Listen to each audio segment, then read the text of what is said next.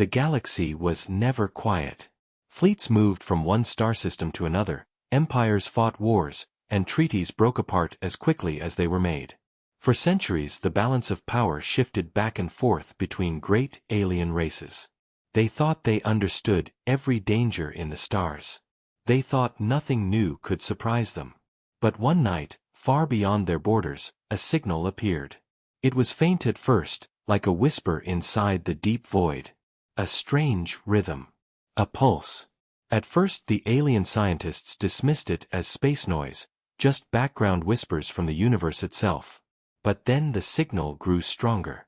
It repeated again and again, too perfect to be random. Fleets near the border were ordered to scan the region. They pointed their long-range sensors into the black. What they found froze them with fear. Something was moving out there. Something huge. The first reports were confusing. Some scans showed nothing. Others showed a massive dark object drifting closer. The data looked impossible. The object seemed to swallow starlight around it. At meetings across the galaxy, admirals and generals argued. One said it was a natural asteroid. Another said it was a broken piece of a dead star. A third leaned close to the screen and whispered that it looked like a ship. Laughter filled the halls when the word was spoken. A ship. From where? No empire had such technology. Nothing like this was recorded in galactic history. The balance of power was delicate, but all races agreed on one thing. The void beyond their borders was empty. There was nothing there. Nothing could come from it. But now, something was coming. News traveled fast. Warlords wanted answers. Spies were sent. Scouts were ordered to track the dark shape, but none returned. Some ships vanished completely, as if swallowed. Others managed to send one final blurred image before their signals cut. In the image, a black silhouette floated against the stars. No markings. No colors. Just darkness shaped like a predator. The galaxy grew restless. Rumors spread in markets, temples, and palaces. People whispered that the end was near. Some said it was a forgotten god returning to punish them. Others believed it was a lost fleet from ancient times. But a few began to fear a stranger possibility. Maybe it was a power no one had ever counted, a race ignored by history, a people thought too weak to matter. Councils met in secret chambers. They argued late into the night. Should they prepare to attack? Should they try to speak? Or should they wait and see what came out of the void? The oldest among them remembered forgotten warnings. Long ago, explorers had charted a small blue planet at the edge of the stars. They had laughed at the wild creatures who lived there. A primitive world, they called it. A world called Earth. No one cared about it then. No one thought its people would ever rise into the stars. But now, as the dark object drifted closer, the name returned like a ghost. Some dismissed the thought immediately. It was impossible. Earth was weak, too young, too backward. They had no fleets, no empires, no great weapons. And yet, the shape in the dark was unlike anything the galaxy had built. The fear was growing. Every day the object moved closer. Every day the signal became louder. Generals stared at maps. Warlords sharpened plans. The balance of power trembled. At last, an emergency message was sent across the galaxy. Something is coming. We do not know what it is. But we must be ready. Few could sleep that night. Across thousands of worlds, lights burned in council chambers, in war rooms, in secret bases. Fleets were armed. Soldiers were drilled.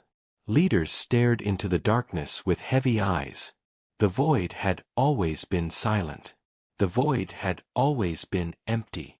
But now, out of the void, something was moving. Something alive.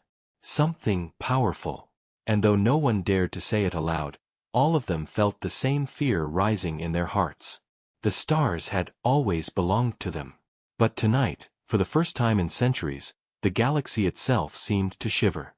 The object drifted closer with each passing day, and soon even the most doubtful leaders could no longer deny it was a ship. It was larger than anything the galaxy had ever seen, larger than the grand capital vessels of the Korok Dominion, larger than the fortress carriers of the Drithan Armada. Its surface seemed to drink in the light of nearby stars, making it appear like a moving shadow across space. Entire fleets were ordered to stand ready. Nervous admirals lined their ships in formation, watching from a distance, weapons armed but fingers trembling on controls. They did not fire, not yet. Fear held them back. What if the ship was stronger than all of them combined? Inside council chambers, alien leaders argued once again. Some said they must show strength and attack before it reached the inner systems. Others said they must wait, watch, and learn. For once, no empire wanted to be the first to strike. They all remembered the scouts that had vanished. They all remembered the image of that dark silhouette. Then it happened. From the massive ship came a signal. It was not a strange pulse this time. It was not noise. It was a voice. Clear, sharp, and translated perfectly into every known tongue. The message was simple. This is Earth's warship. Identify yourselves. Silence fell across the galaxy. Fleets froze.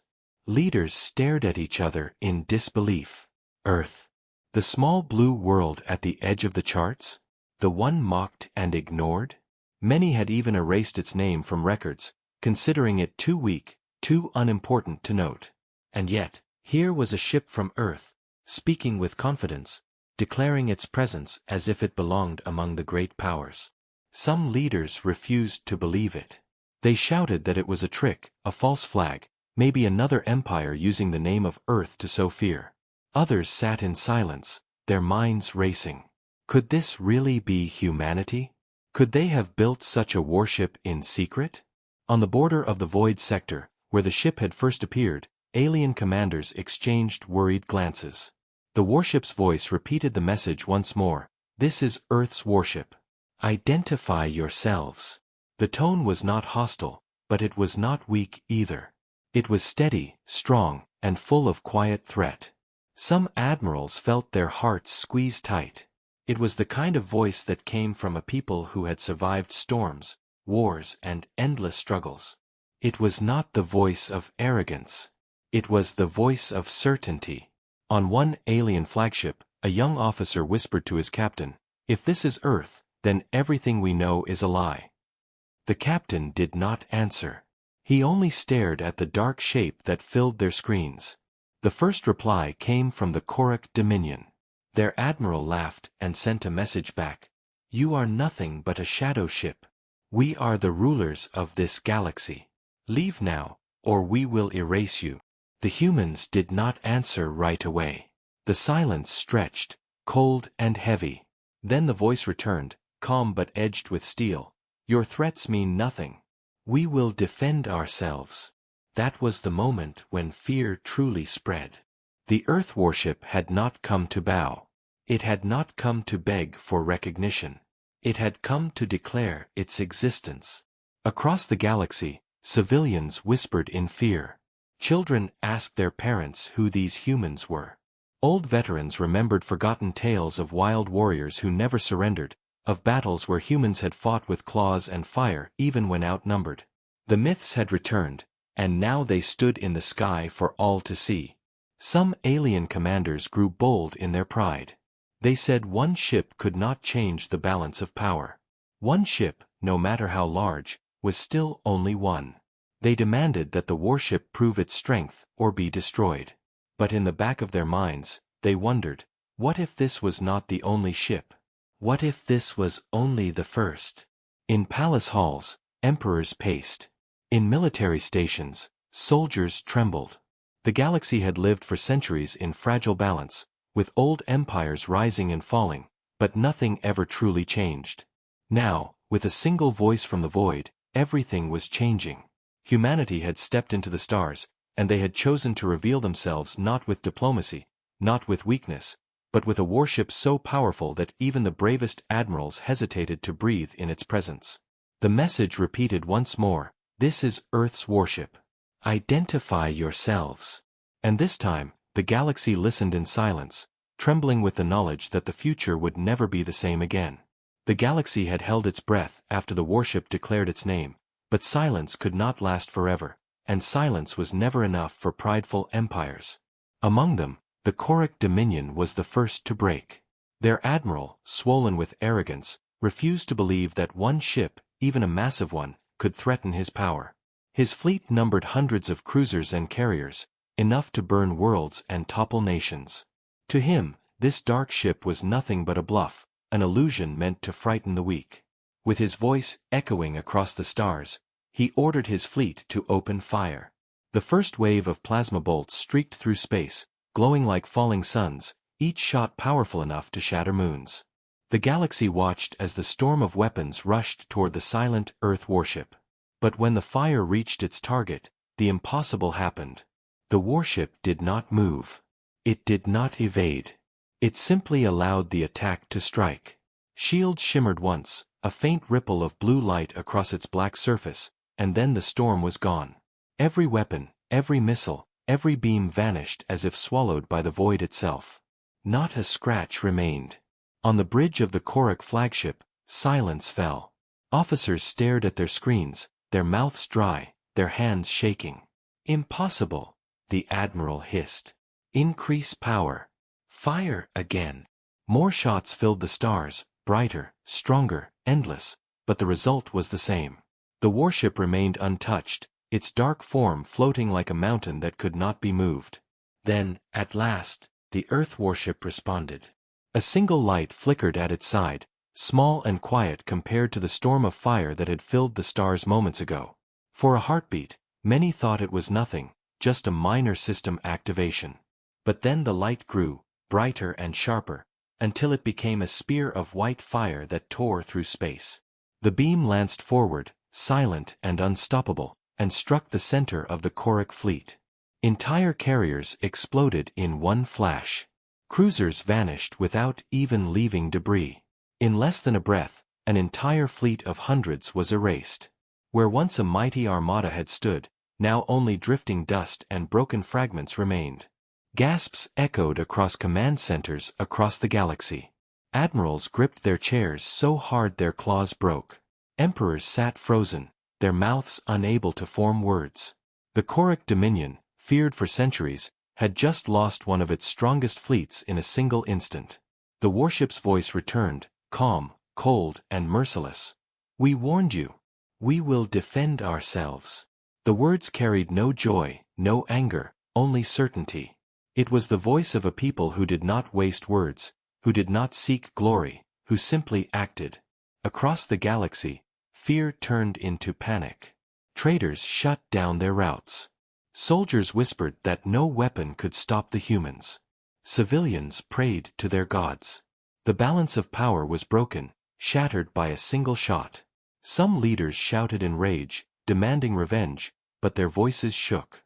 Others urged caution, whispering that Earth must not be provoked again. On the ruins of the battlefield, surviving Korric ships tried to retreat, but the warship ignored them. It had made its point. It did not need to destroy the rest. That choice, more than anything, terrified the galaxy. The humans had shown they could kill, but they also showed they could choose not to. That was power far greater than raw fire. Rumors spread like wildfire. Some claimed Earth had 100 ships waiting behind the first, hidden in the void. Others said Earth had only one ship, but it was enough to control the stars. Everywhere, fear grew. Children asked their parents if the humans would come to their world. Soldiers looked at their weapons and wondered if they meant anything anymore. On one quiet moon, an old scholar whispered to his students, "The galaxy has awakened a giant." And still the warship floated, silent, untouchable, watching. It had spoken. It had acted. And it had changed the galaxy forever. The first strike had been made, and no one would ever forget the day one human warship erased a fleet and made the stars tremble. The galaxy had not known silence like this in thousands of years. After the destruction of the Korric fleet, even the boldest admirals hesitated to speak. Entire star systems went quiet as news spread faster than light itself. Markets that once roared with trade now buzzed only with whispers. In temples and palaces, priests and rulers trembled as they tried to explain the impossible to their people. Everywhere the same question was asked: who were the humans? Tales resurfaced, old stories that had long been laughed at, dismissed as myths. Traders told of primitive warriors who once fought with spears and fire yet never surrendered even against stronger foes. Mercenaries remembered strange rumors about human soldiers who had joined small skirmishes long ago, fighters who bled and bled but always returned to the battlefield. Scholars dug into forgotten archives and found dusty reports of Earth, a blue world ignored by the stars because it was thought weak, poor, and unworthy of attention. Now those old reports read like warnings ignored. The galaxy trembled because the truth had been revealed with one strike: Earth was not weak, and humanity had risen in secret. Alien spies were sent to find answers. They infiltrated trade routes, intercepted old transmissions, and bribed smugglers for information.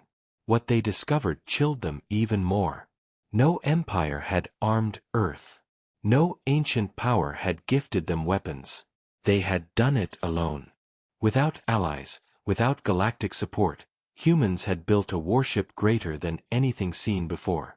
Rumors claimed it was forged in the silence of their own solar system, tested in secret voids, and sent forth only when ready to face the stars.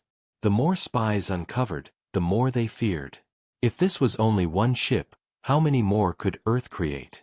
Some reports whispered of hidden shipyards on the far side of Earth's sun, building more giants in silence.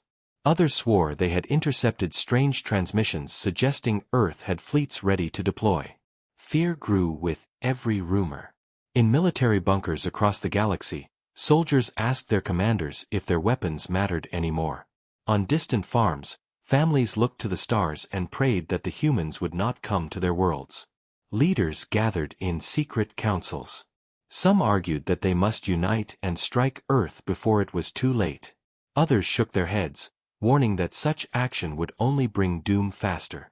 The image of the Korok fleet's destruction burned in their minds. If one human warship could erase hundreds of ships in a blink, what chance did entire empires have? And then came another message from the warship itself. This time it did not threaten. It simply broadcast one sentence across the stars: "We are here, and we are watching." Those words spread across every channel, repeated endlessly. They carried no anger, no hatred, but their weight crushed the hearts of those who heard them. Humanity was not asking for peace, nor for war. They were declaring presence, a presence that no one could ignore. Whispers turned into fear, and fear turned into prophecy. Some said the humans would become rulers of the galaxy. Others said they were demons from the void who would burn all who resisted. But a few, the wisest among the alien elders, whispered a truth more terrifying than either prophecy. They said that humans were not here to conquer or destroy. They were here because they had chosen to step into the stars. And if they had chosen once, they would choose again. Choice, not chance, guided them. That made them unstoppable. In the end, across the galaxy, no empire dared move against the warship. It floated in silence, like a judge watching from the shadows. Its very presence was enough to break alliances, to fuel paranoia, to keep the most powerful fleets frozen in place. The galaxy's balance was shattered not by conquest but by fear of what humanity might do next. Out of the void had come a single warship, and with it came whispers that spread faster than fire.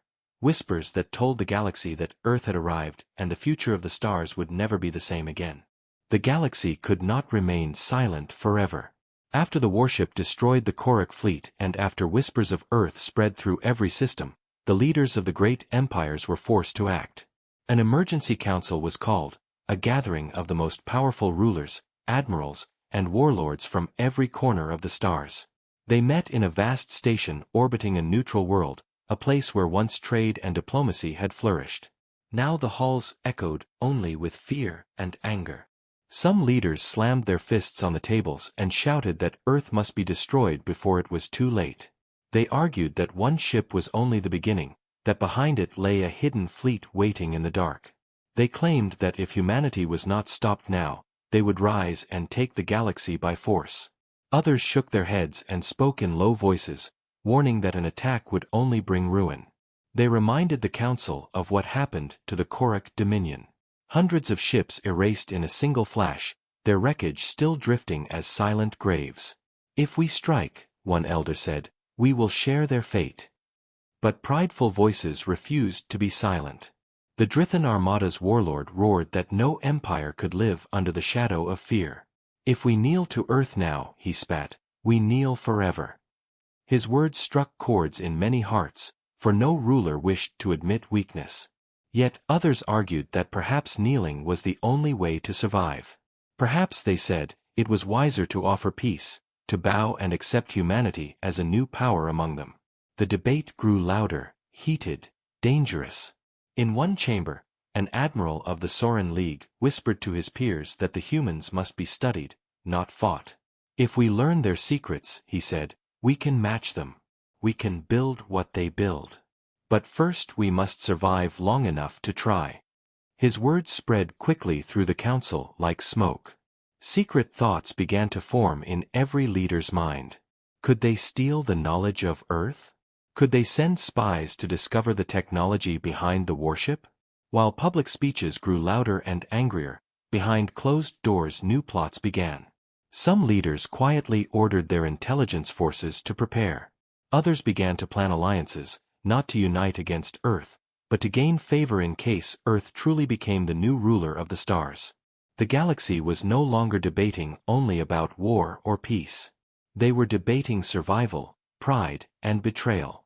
Outside the council chambers, soldiers and civilians alike waited for answers. Fleets stood ready but unmoving, commanders watching the void with shaking hands.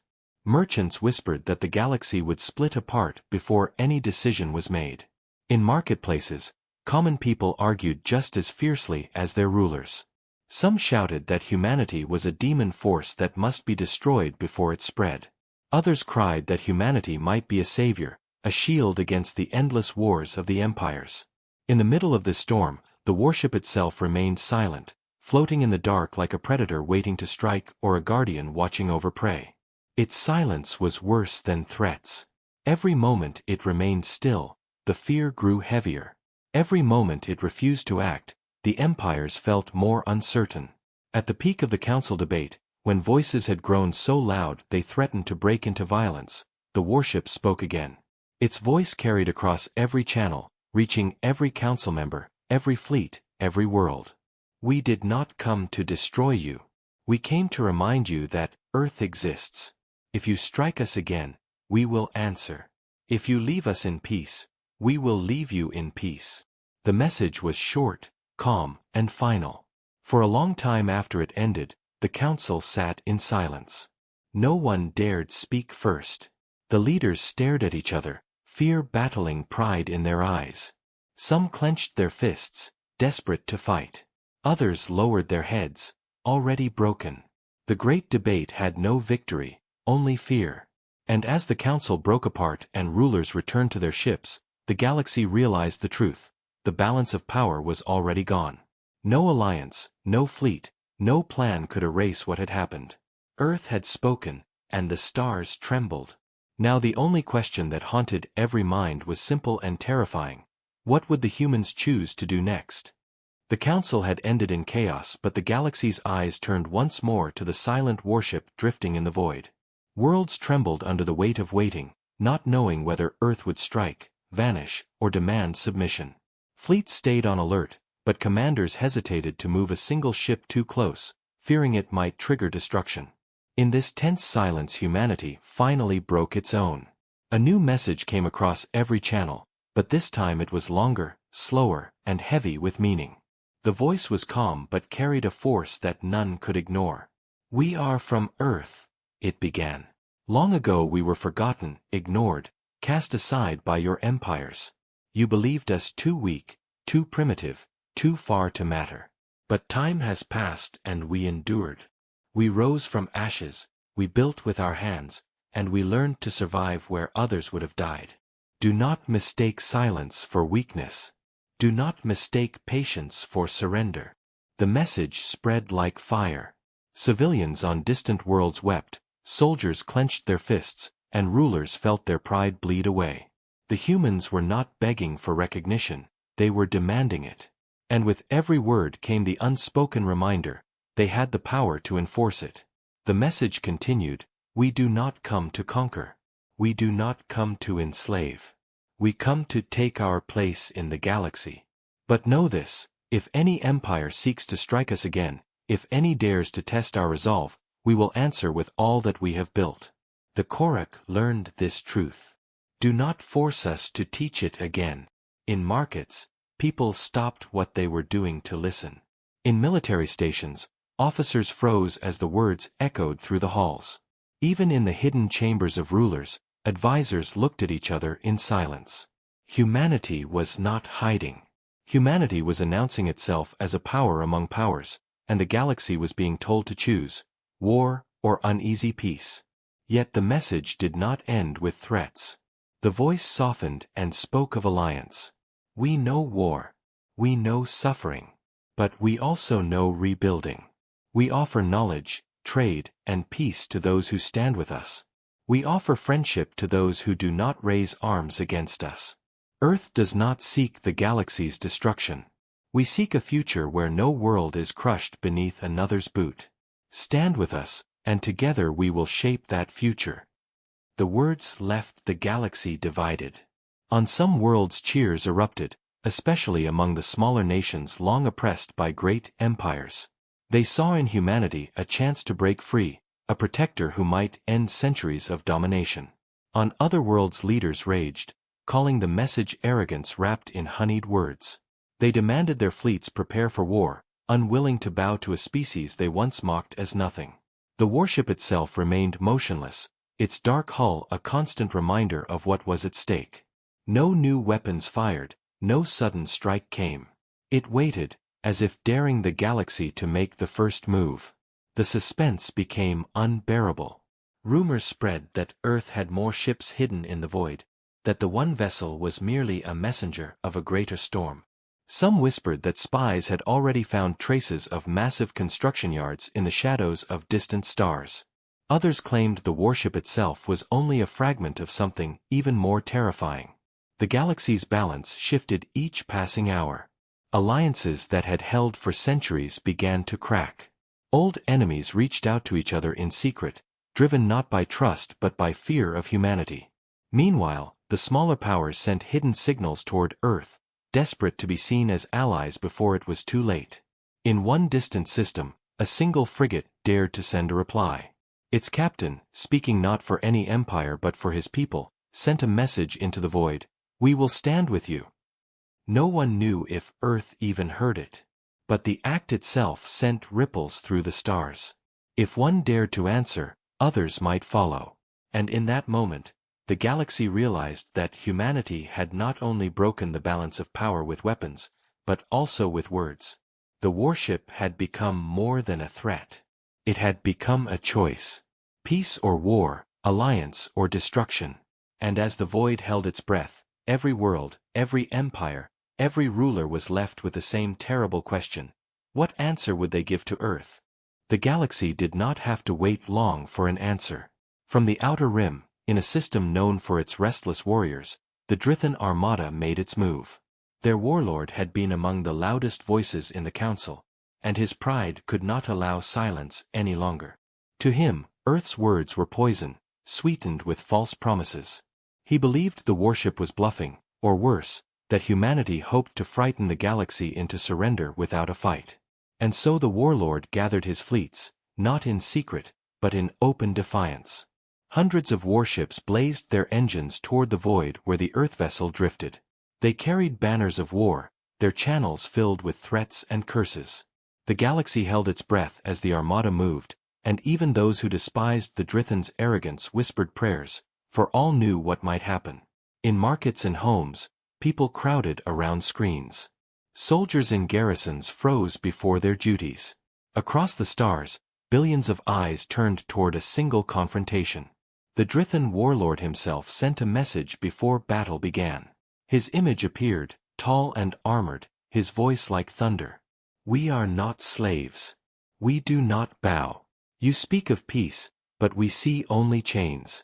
Today the Drithan Armada will show the galaxy that humanity bleeds like all others. His fleets cheered, their voices rising like a storm, but beneath their courage there was fear, though none dared to speak it. On the bridge of the Earth warship, the humans listened in silence. No reply came. The void itself seemed to wait. Then, without warning, the Drithan ships fired. A wall of missiles, beams, and plasma lit up the darkness. Stars seemed to vanish behind the sheer force of their assault. For minutes the storm continued, a relentless fury meant to overwhelm any defense. But when the fire cleared, the warship was still there, untouched, silent, as if the weapons had been no more than sparks against stone. Panic spread among the Drithan crews, but their warlord shouted for them to press on. He could not accept what his eyes told him. Yet the galaxy had already seen enough. They had seen this before, the Korak fleet erased in a single breath. They knew what was coming. And then it came. The warship moved. Not much, only enough to shift its angle, but even that motion was enough to terrify watching hearts. A single beam of white fire split from its hull, sharp and merciless. It struck through the center of the Drithan Armada, piercing ship after ship like paper. In an instant, the great fleet shattered. Explosions rippled across the stars, debris scattering like dust in the wind. Thousands of lives vanished before a single scream could be heard. Yet the warship did not finish the armada. It halted, leaving survivors adrift, crippled, broken, but alive. And then, at last, it spoke again. "We warned you. We do not seek war. But if you bring war to us, we will end it." The words spread across the galaxy like a cold wind. For the second time, an empire's pride had been broken in front of all. The Drithan Armada, feared for generations, was nothing more than wreckage.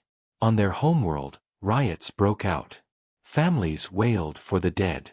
Soldiers deserted, whispering that their leaders had doomed them with arrogance.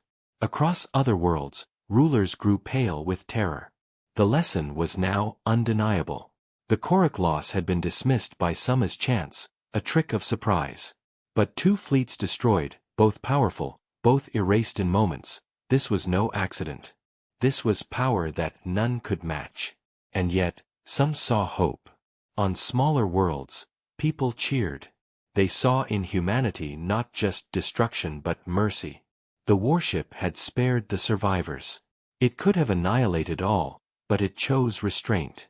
For those long oppressed by empires like the Drithan, that choice meant more than any speech. It meant humanity was not just a conqueror in waiting, but perhaps a protector.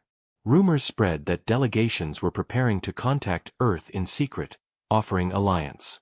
Traders whispered of a new order rising, one not built on fear alone but on a strange kind of respect.